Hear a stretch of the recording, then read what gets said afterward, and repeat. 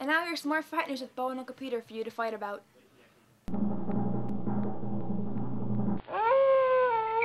Watch your futures end.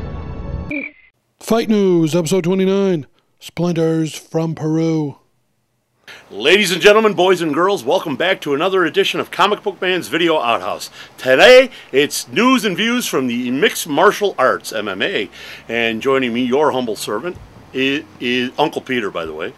What's his name, who's probably more articulate than I am. Hello, boys and girls. The fountain of information that he is. Bonus. And we are here live. Some graphics for this show. Oh, shut up. You're cutting into my time. We're here at Alternate Reality Incorporated next to the corner of 111th and Kedzie in the funky downtown Mount Greenwood section of Chicago. Medina? Funky Cold Medina. Tell them about check. They're all boogieing out there and having a blast. Come on down, get drunk, dance in the streets. That's what they do. So let's just go right into it because it's too freaking hot to vamp.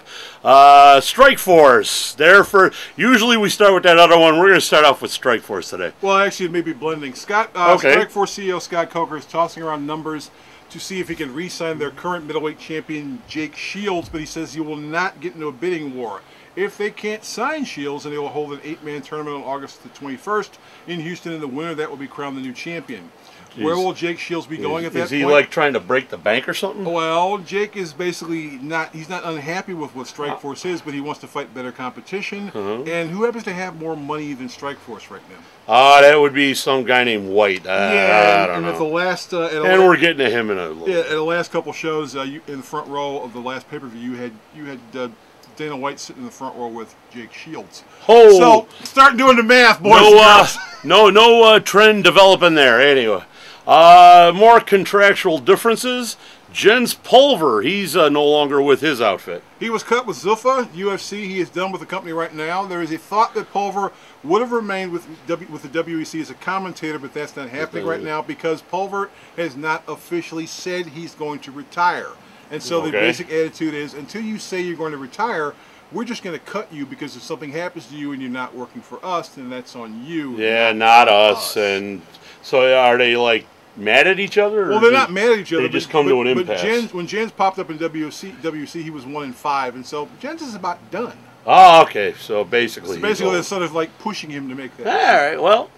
Taking us to the police blotter of the MMA. Yes. I know that's hard to believe a MMA fighter getting into some kind of legal trouble. Actually, it's not an MMA fighter, but an MMA's ex-spouse. Who is? Randy Couture's former wife, Kim Couture, otherwise known as Kim Holdeman, was arrested in Las Vegas. Why? On a domestic violence charge after the police arrived at her house and found her choking her personal assistant. Hands around the neck, choking her. So they separated them. And they took her to jail. Now, apparently, there's backstory to this. This precipitated basically at the UFC Fan Expo at the Mandalay Bay Casino before UFC 114. Couture and her assistant got into a fight in the middle of the floor while people were walking around. Not good. Seeing this. That's kind of an indication that there might be something wrong going on. Yeah. Anyway, maybe that's why they're divorced. Did you think? I don't think Randy Couture's scared of much. No, he's not scared of much, but they are divorced. Well, they are, man. Who knows? Maybe she's scary. Maybe she's scrappy. She's not bad looking. Really? Yeah, she's blonde, nice looking. All right. She can beat you up, though. I kind of like a girl who could hurt me. Okay, well, I'll give you her number. A girl who could hurt me in an odd way is very appealing. I'll have my people talk to her people. Great, you do that. Set you two up. Let's see. Nate Diaz, he's up to something. Well, Nate was involved in the Strikeforce brawl in April, where Jake Shields and Dan the aforementioned Jake Shields. He went into the ring. He got into the middle. He was punching people in the back of the head. Just to announce his Kanye moment or something. Basically, Jason Mayhem Miller got into the ring after Shields won the fight, asked for a rematch. Shields pushed him, and this big brawl happened on national TV. So Nate Diaz shows up, and Nate Diaz was in the corner of Shields. Now, if he is suspended by the Tennessee Athletic Commission, then Dana White says that they will honor his suspension. They will not let him fight for the UFC in August.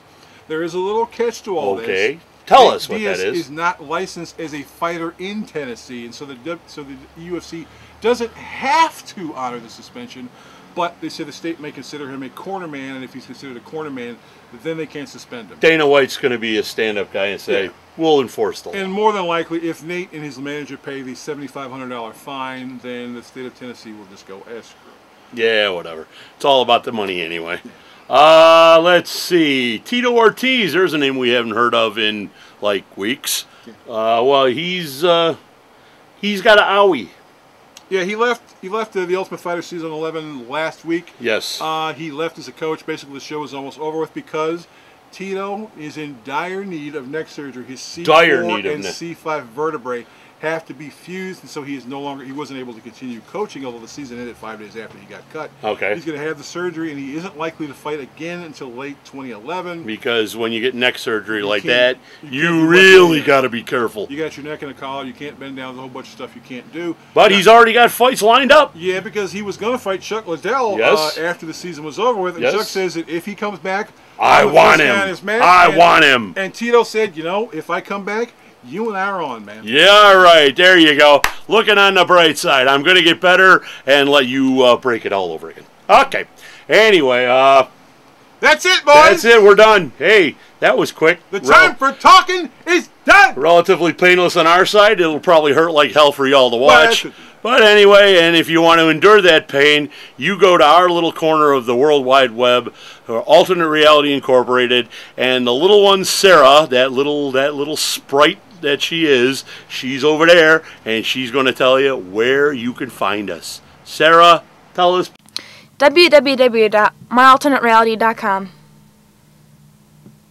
Or something? I don't know. Impish? She's impish? More. What is she, a hobbit? What? More elfin. Ah, okay. Elfin. That's it. Sarah the elf. She just told you where to go, and now we're going to tell you where we're going, and that's out of here. So for Uncle Peter and... so long. Yeah, we're done. Take your shoes off, set a spell. See ya! Marvel's rebooted the entire Avengers line, and to celebrate, the hero of the month this month is the Avengers! That's right, all my Avengers trade paperbacks are 25% off this month. New, Mighty, Initiative, West Coast, Masterworks, soft covers, hard covers, East Coast, West Coast, Justice League. No, not Justice League. All of my Avengers trade paperbacks are 25% off all month long to celebrate, so don't you dare miss it. Stop down. That'll be from the first of the month to the last of the month, all month long.